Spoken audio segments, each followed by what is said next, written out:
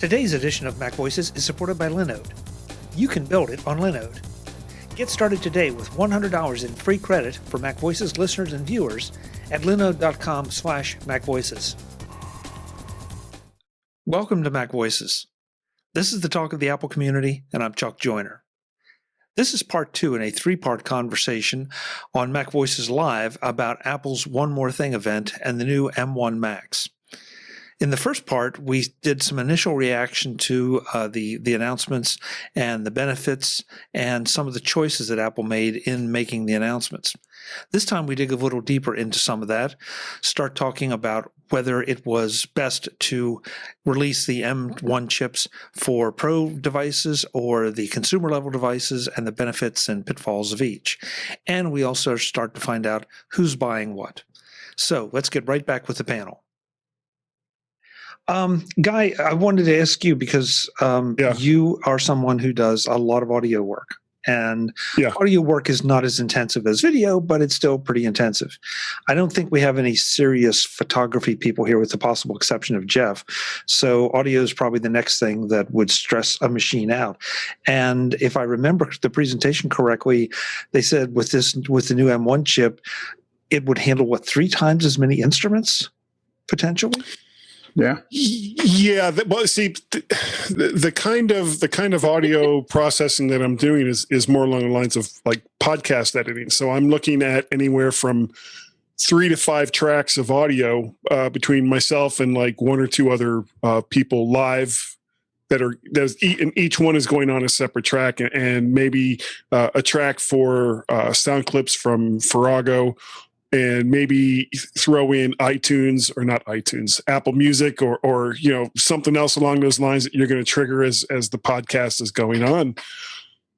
For me, the big kind of holdup was some of the Rogue Amoeba apps, which was solved literally yesterday before the presentation. Was it? Yeah, Rogue Amoeba has now updated. Farrago was already updated, but they've now updated Loopback and Audio Hijack, and I believe what's their audio editing app? Fission. Yeah. Also Sound Source.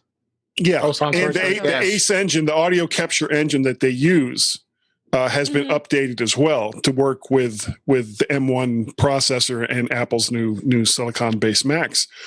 I was firmly in the camp of I'm not going to buy the very first ones out of the box. And as some of the people that were in the get-together that we had earlier today, there was a phrase I kept using over and over again, which was "shut up and take my money." And yeah, I'm in the camp of having bought one now. We'll go into the one I bought and all the rest of that later, but I'm anticipating that with 4 active cores and 4 kind of management low power cores and then 8 cores of for the GPU, that it's going to be able to handle pretty much anything I would possibly throw at it as far as audio goes. I'm a big fan of DaVinci Resolve, so we'll see how well it does with video editing once the machine arrives and I can put it on a decent monitor. They pointed that out as the demo during the presentation, which I thought was very unusual. Instead of them pushing Final Cut Pro, that they would bring up a third-party app as DaVinci. Honestly, that didn't surprise me. I think one of the things that Apple wanted to resolve today wasn't look how great our apps work, more along the lines of look how great other people's apps work. Whether or not they have been updated to use the new architecture, they're still running great. It still works, yeah. Right. And I think that was part of it. The other part of it was there was one of the reasons in my mind as to why they went with the lower end Macs first was to seed the ground, to get a groundswell of interest in. And you do that by getting as many machines out to as many people as you possibly can, which then in turn, you get developer interest at the same time. And so it makes the transition so much more smoother. And they did the same thing when they went to PowerPC. They did the same thing when they went originally to Intel Macs. It was the low end first, get people interested in the platform. The higher end stuff came later because with the previous two transitions, most of the people who considered themselves to be power users were kind of poo-pooing the platform before it ever really started. You know, it's like Power PC forever, 68K forever. And then, you know, once the new hotness came out and people could see just how much more powerful it was than what was there before, then the power users come along and then it's game over for what was there before. And, you know, like power users, like, Guy, I remember you were updating your business cards to say edge case last time. Yeah. If we use an example, like this was the thing Jim Dalrymple said that is sticking with me, which is that like even power users are pretty normal users at least some portion of the time. Yeah. And so if you can make that fundamental level easier, like, you know, we were talking about like how much faster the emulation is, even. I remember somewhere I saw that like the Intel chip took 30 milliseconds or whatever to do the thing.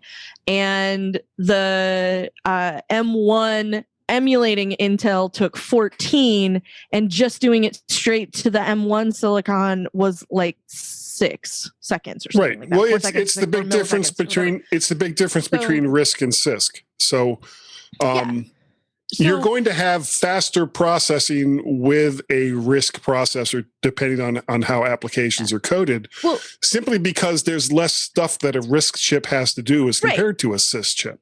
Yeah, I'm totally having a flashback right now. Yeah, I know. Here comes the snail going across the screen. Oh my God. It's taking me so far back. I don't know anything about those days.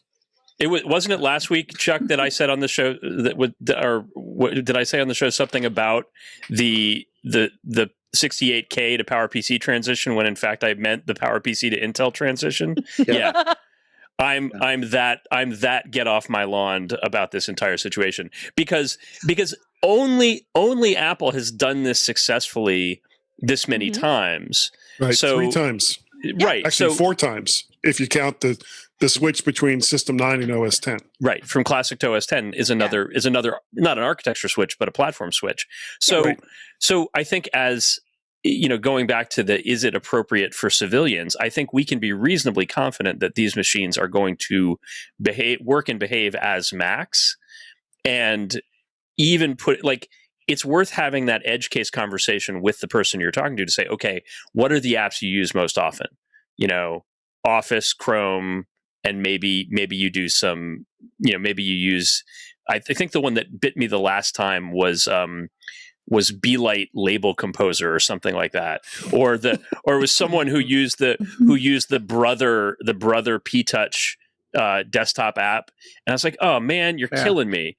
And those are the things that will get you in terms of compatibility, but we don't really know. And I think to Warren's point about everybody sort of trying to figure out what to buy so they can support it, we don't really know what that's going to look like until we get it in hand, or until we see the first week or two of feedback of people saying, oh yeah, I have this weird thing and it's not working anymore. Yeah. That always happens, but it resolves itself over time. Right. You talk about the pro users. It's really either they care mostly if the program's going to work, and that's what they're scared about. So and a good pro is cautious about that. A good pro could still be using the not latest Mac Pro because the old one has the horsepower and High Sierra is just fine, and there's some audio component or printing situation that they need to make money that does not work on anything newer, and they do not have an alternate solution, and therefore this is where I am. This is preserved in amber, and we're done here because this is the thing that I use until the wheels fall off. Right. So 5,1 forever.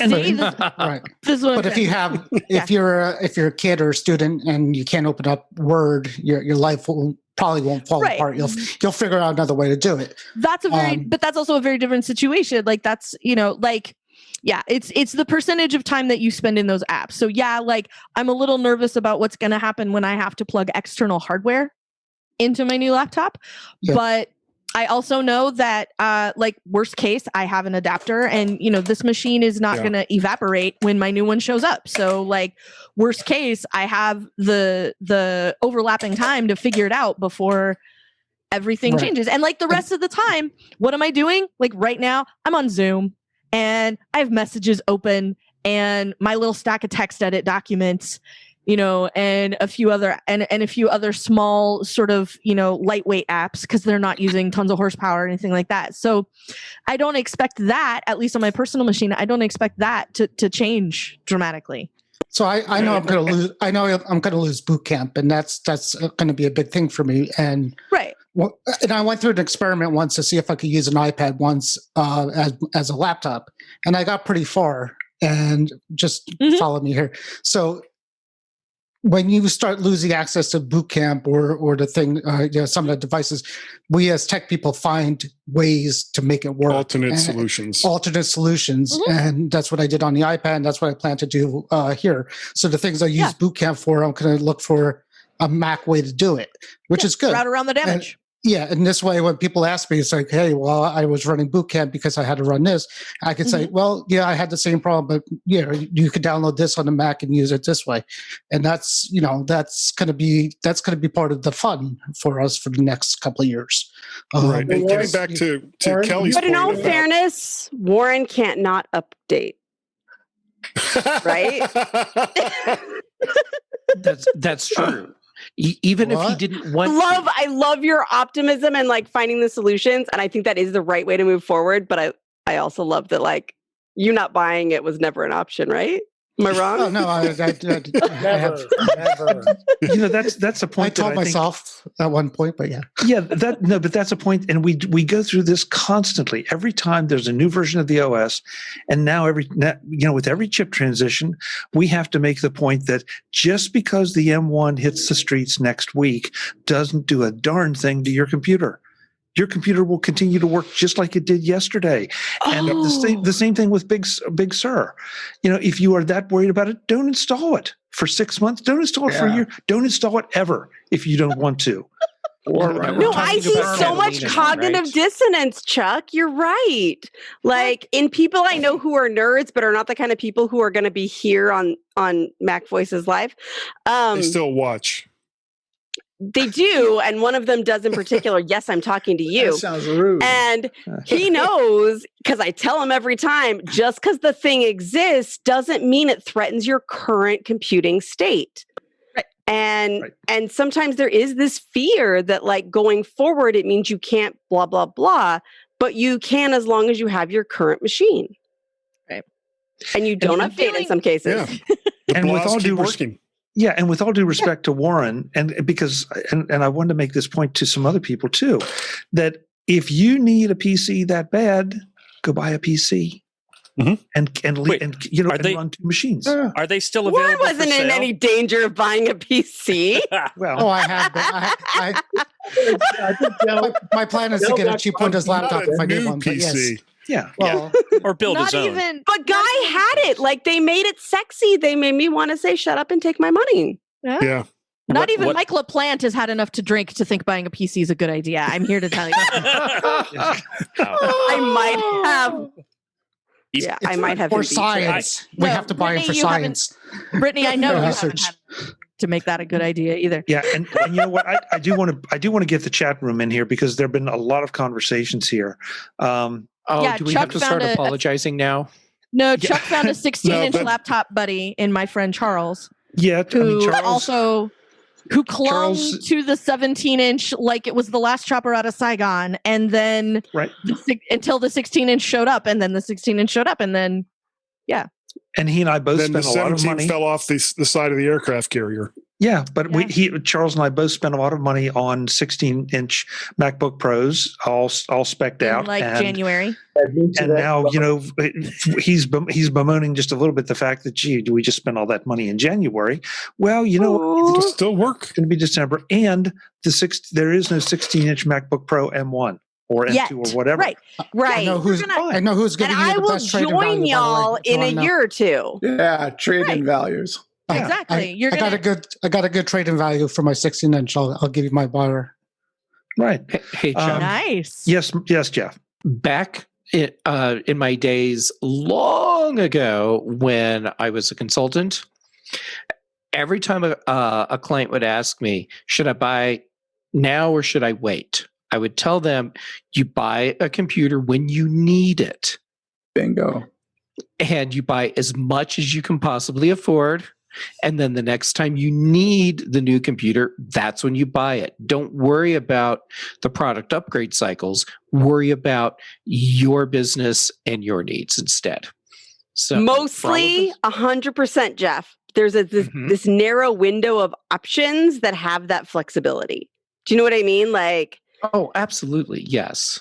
There's a narrow window that it's like, I'm looking at it soonish, but my machine isn't dead yet. Yeah. Don't buy an iPhone 11 in August. But we also already know what's coming, right? Yeah. Like in this rare case, we know what's coming, and Apple has actually given a timeline, which is ridiculous. They never give a timeline, but they gave a timeline for this. Like we have been told, at least under ideal conditions,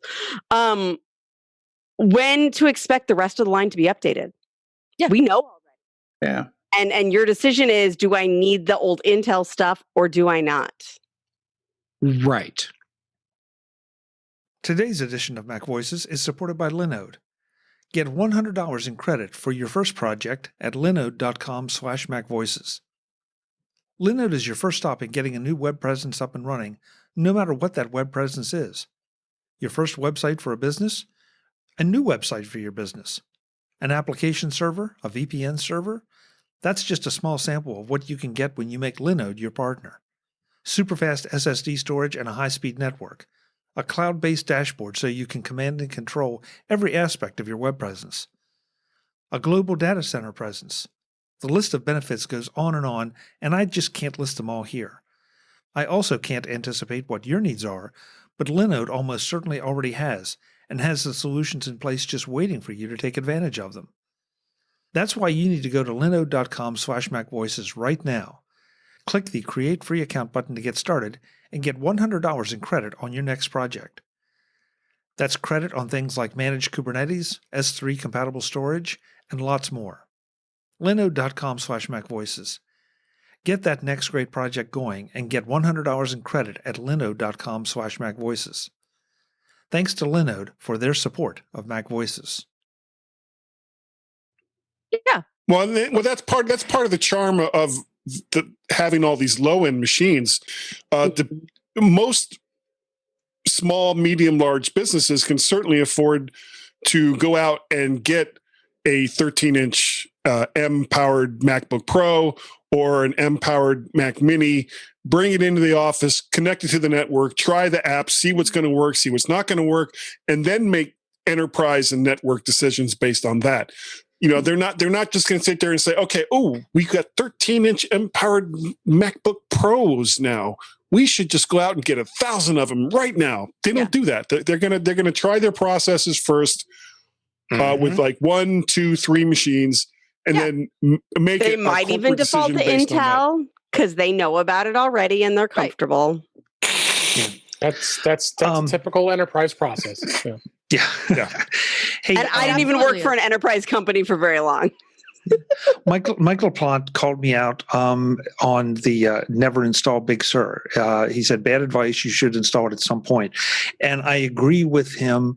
My point, Mike and everyone, was, of course, that you can freeze your machine at any point.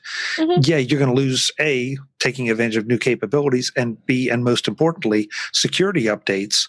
But there's nothing says that if it is absolutely mission critical that you run this program, that you can't disconnect it from the internet and keep it going. Yeah. That's because if it's connected to the internet and it's dependent upon something on the internet, the odds are that sooner or later that program is going to get updated. Yeah. So yes, absolutely install Big Sur when it's right, but there's no rush to do it. I've got an older Mac Mini here that is still on Mojave, so that I can run, if I need to, 64-bit apps. So as an 32-bit. As an IT tech, though, I could tell you. Yeah, sorry, you're right. As an IT tech, I can tell you it's a bad idea. At the same time, 64. It's a bad idea, Chuck, until that thing breaks physically, because then you're stuck. Well, but I mean that would be true whether you install Big Sur on it or not. That's not true, because if you progress along with the apps and the systems, then when you're ready to you can recover easier. You can recover easier without having to backtrack and find the old. It may not even work with anything that you could get in the stores. Sure. So you might be stuck. And I've been in that situation where they're running something on an old system that, it's just a mess to get them to the new one. They hand you a SCSI drive and go, "Can you get the information off this, please?" I'm running Calc. It's running Calc 1, 2, 3 on it, and I need that data back. Yeah, I have these. My zip disk. Damn it! You beat me to it, Brittany. I make a jazz disc joke. We have a winner. No more phone calls, please. SideQuest 88. The SideQuest 88 was a Cadillac. I was going to too many old nerds here. I was going to go. If someone says get the date off my jazz, you just tell them no. Jazz was like a meg, a whole meg or something. It was a gigabyte. Two gig. That's right. 1 gig. 100 meg for the zip drive. Yeah. 100 meg for the zip. Warren, you may be the guy that will answer this, but Charles in the chat room says going into the dark side. Any idea on how this will affect boot camp? They do make ARM PCs. Right now, dark side, Charles, are you getting a PC? Do we need to have an intervention? No, we might. The answer is no. Drinking heavily. Yeah, right now it's no. Yeah, there's no word on boot camp. Definitely not boot camp, and supposedly Parallels is working on a version that might work. Yeah, I don't think going forward you're going to have an Apple solution for running Windows. There you go. That's the answer right there. I think right now, I will bet within a year somebody's going to figure out how to run Windows. Oh, no. I'm not saying that you won't be able to do it. That either VMware or Parallels will figure out a way to do it. But what you won't get is a solution from Apple. Right, Apple's not going to do it for you anymore. Yeah, Boot Camp is dead. If you relied on Boot Camp to manage your a Windows environment on your computer, start thinking about a transition, because those days are numbered. Didn't we see Parallels in the Dub video where they unveiled Apple Silicon? Wasn't that? I wasn't drunk.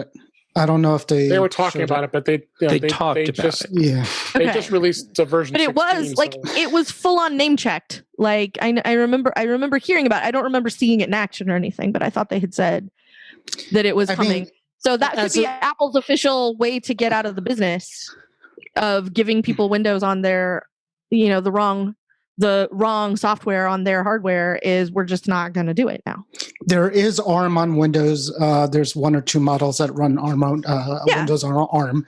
And, a year from now or whatever, would it be shocking if they said, hey, we found a way to boot your new M1 Mac into Windows. And this is how you do it. Would it be shocking? No. They might figure it out. Yeah, exactly. So you throw enough cores at something, it'll work. It's a computer. There you go. What's a computer? Hey, I hate that commercial. I think the reality is that probably compared to 10 years ago, the number of people using Boot Camp and dual booting is probably a lot smaller. So it was never that big to begin with.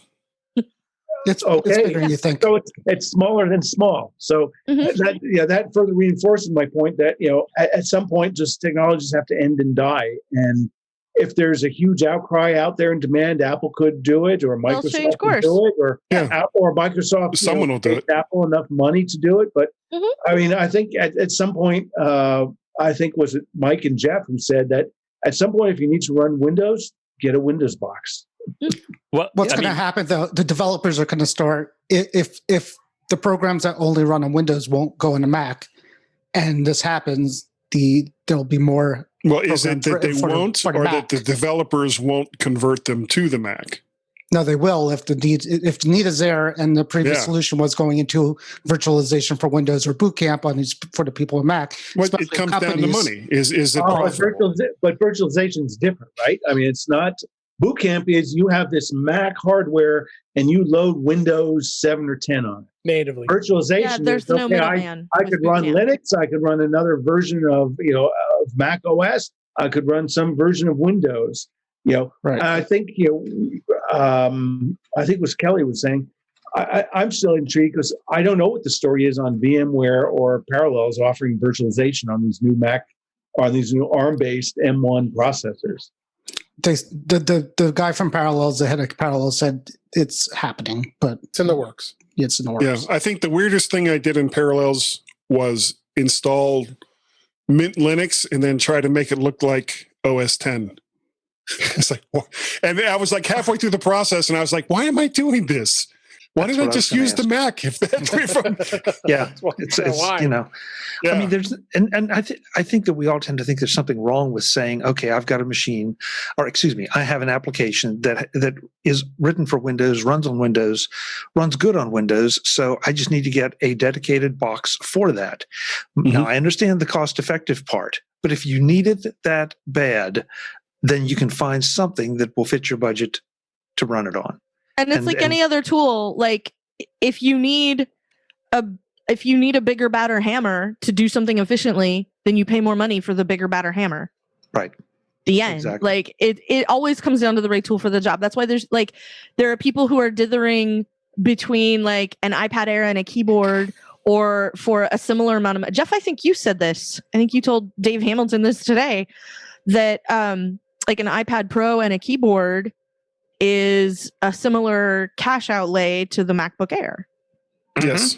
And, like it comes down to being the right tool for the job. Like one of those, in most cases, one of those is going to be the clear winner in some form or another for whatever value of computer it is that you need. Like for a lot of people, an iPad and a decent keyboard will do the job. And for a lot of people, it's going to take a folding laptop with the M1 chip and, the permanently attached forever keyboard and all that kind of stuff. Like there's going to be for everybody, it might be different, but it's going to be a pretty obvious decision which way to go. So, yeah. I want to make sure that we do talk about Big Sur real quick that it is going to get released out here on Thursday. Yep. There was the release candidate 2 just got released today through the developer channel, both the developers and public beta. So I just installed it. I'm running this on a Mac Mini 2014. This thing screams for being a machine that's 6 years old. Yeah. It really runs well. But this version looks like it's the very near final version of Big Sur, and they removed beta from the first screen, it doesn't say beta in the title anymore. So this is definitely the more or less is the final release. So that's exciting to see that's going to be out. But just to hold the point real quick about upgrading to OSs, I think generally people like to wait maybe to the .1 or the .2 just to be safe, just to make sure things are running. I know, Guy, you were very adamant about Rogue Amoeba, making sure they got their apps done. They got them done, which is great. So now we probably feel a little more comfortable, installing Big Sur on your machine. Well, because I have Big Sur running on a 2018 MacBook Air. Can't remember where I got that machine from. Oh, and 2020. What I need to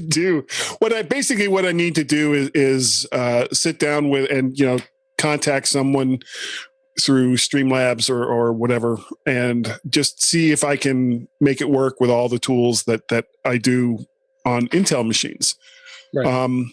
And if it does, and it does it without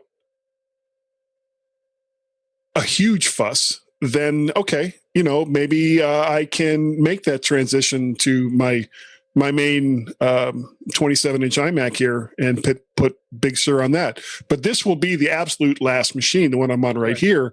This will be the very last machine that I put Big Sur on, because I'm going to make sure that as much as I possibly can that everything's going to work before I do it, because I've gotten bit by that bug before. Yeah, sure. Hey, a couple quick things, housekeeping notes. First of all, we're going to go a little longer than we normally do because this is a great discussion, and there's still things we haven't touched. So if you guys want to hang around, great. And I mean, both the chat room and the guests, terrific. And if not, then, please just say goodbye and we'll give you a graceful exit. Yeah, screw that. I'm out of here. Yeah. Go get your pants. Just not on camera, please, Jeff. Not on camera. Man. Oh, well, I can't. The court order. Yeah, I understand. He can't go near his school. Oh, gee. Okay, but moving on very quickly. Here we go.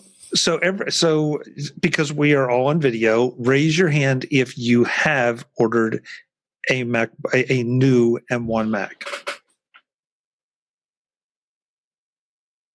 And I'll tell you why I need to and why I haven't yet. But I don't want to interrupt the flow of your question. The second thing, Mike, was going to be who plans to order one in short order. Let's say before the end of the year. Yeah, because I'm now in a situation where what? I said I might. Oh, you might. I thought you said and Mike. Sorry. So yeah, David and I are both in the maybe category. My challenge right now is I have a work machine which I don't control the upgrade cycle for, and I have an iMac stuck on High Sierra and a 2012 Retina MacBook Pro which is maxed out at Catalina. And I just double checked; it is not upgradable. It's the late 2013 and newer which are eligible.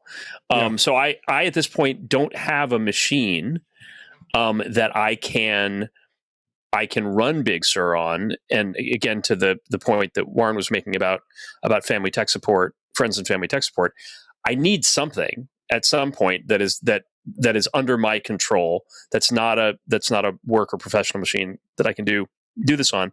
I really think the Mac Mini, at $90 a month, 0% interest, 3% cash back, is the right fit. Like a terabyte of storage and 512 meg of RAM.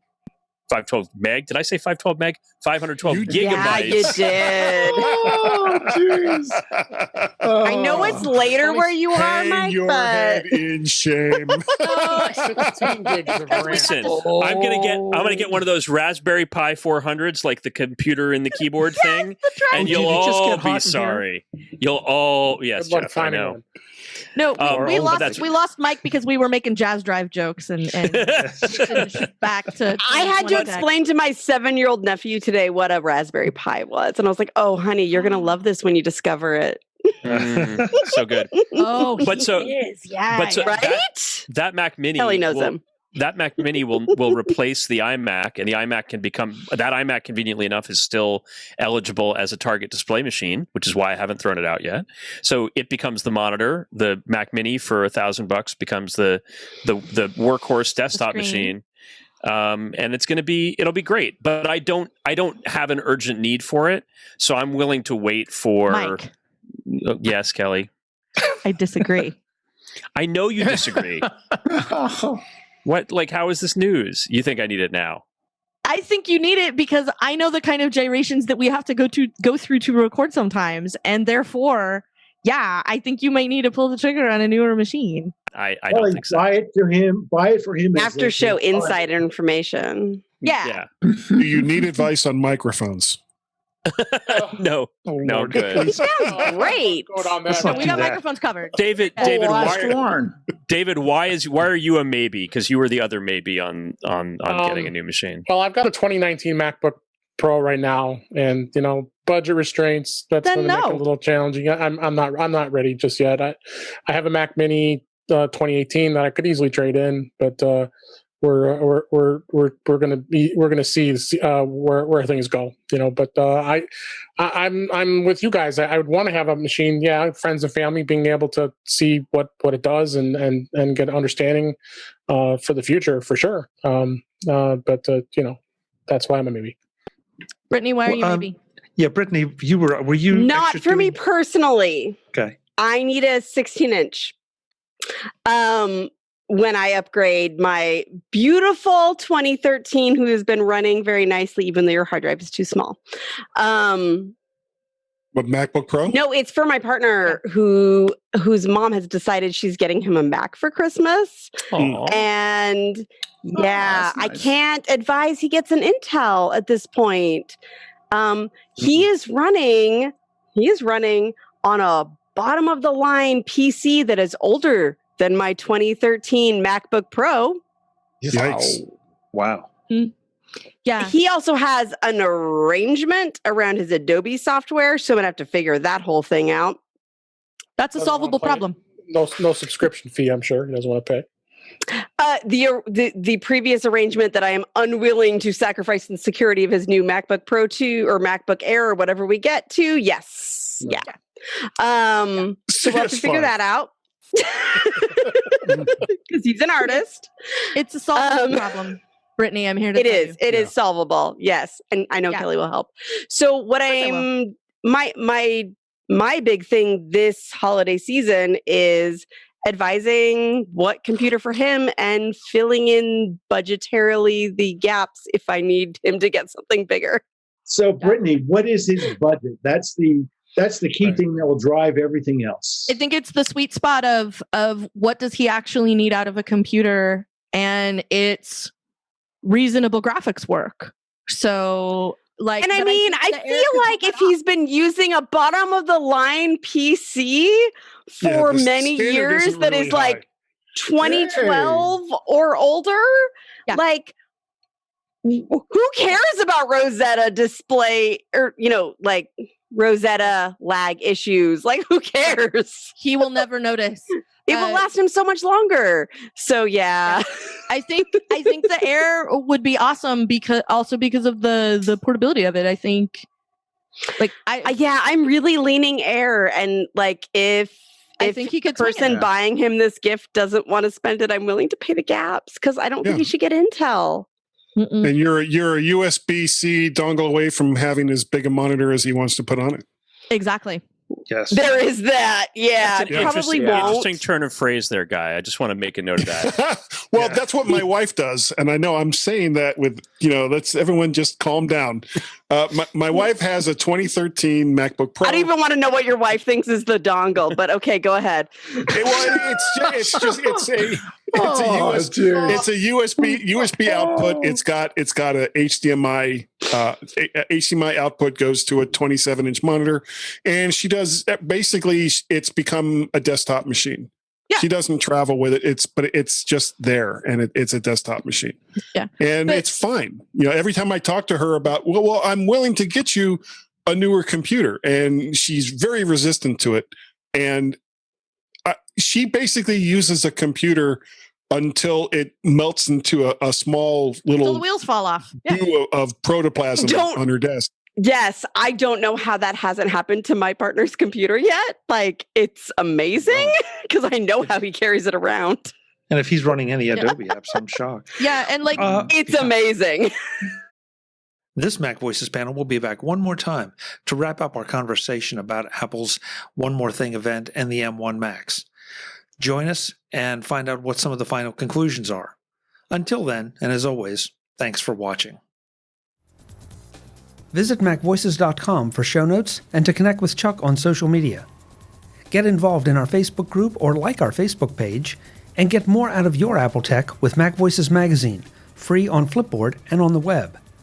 And if you find value in it all, consider supporting us through either our Patreon campaign at patreon.com/MacVoices or by making a one-time donation via the PayPal link on our front page and in the show notes of each episode. You will join these fine people who help bring you MacVoices.